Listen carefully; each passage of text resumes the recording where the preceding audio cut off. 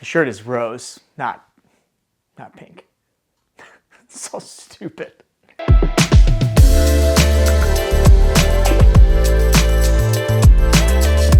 Hello, my friends. I am Joel, and this is Rooted. It is the third Sunday of Advent, but the lessons this week you can apply anytime, to any place as a leader. Question to start with: what steals your joy? What's taking it out of you these days, especially at the end of the year?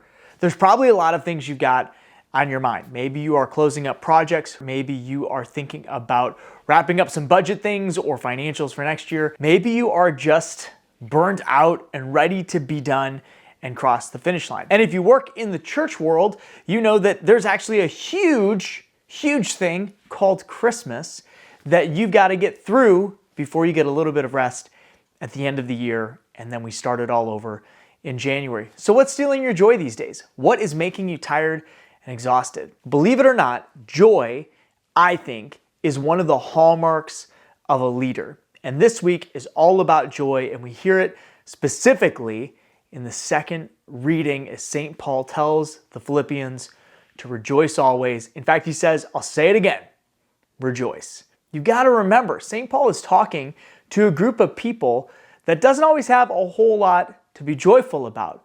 They're facing a little bit of persecution. They feel a little bit outside of their community. And in fact, they're wondering how they can be joyful in the midst of challenges. And St. Paul doubles down on his call to rejoice. And I think there's something important for us here, not just as disciples, which certainly we need to rejoice always, but as leaders. Think about the people that you love to follow. The bosses, the teachers, the coaches, the mentors. They probably were the people who had a joyful disposition. And when we think about joy, we can't confuse it with happiness, which often comes from our circumstances.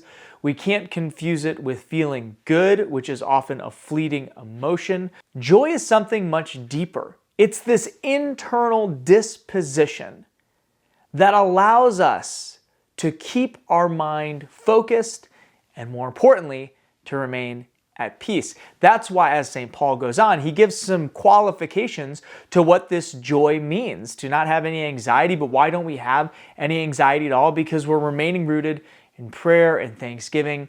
And I think that there are a couple of qualities to joy that a leader really needs to lean into. There are three of them, and St. Paul lays them all out to the Philippians. The first is to continually make prayer and petition. How do we lead with a joyful mindset while we're continually remaining rooted in prayer so that we're staying close to the Lord? If we are a disciple, if we're striving to be close to Jesus, and we are leaders, then it stands to reason that as we draw closer to the one who we follow, we will find ourselves a little bit more joyful. And that will spill over to the people that we serve. Remain rooted in prayer and petition. Bring your concerns to God. I've said it before, but there are a lot of people in leadership roles who just think that it's all about them, that they have to be the ones to make the decisions, that the weight falls onto their shoulders. And yes, to a degree, when you are in a leadership role, there's a level of ownership and responsibility that we have that other people don't.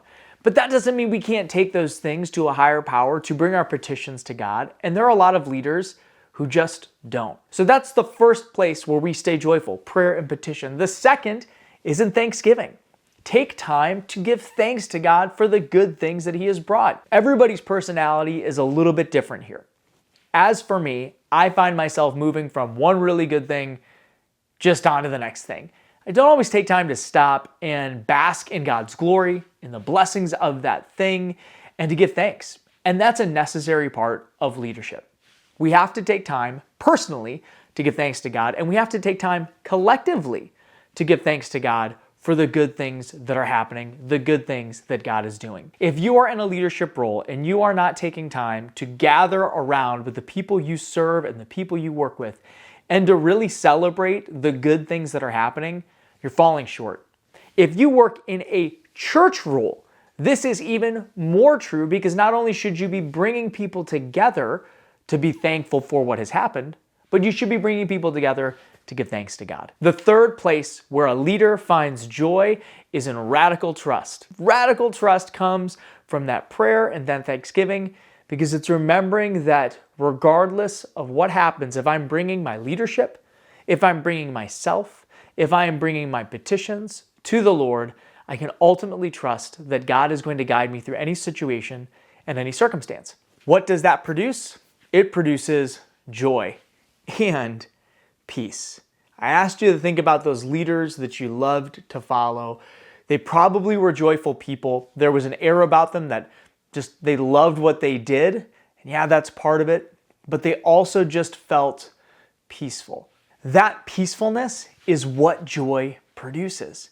If we are just leaning into a love of God, to a love of our job, allowing ourselves to pray, to give thanksgiving, and ultimately trust in the Lord, then that's going to produce this peaceful disposition.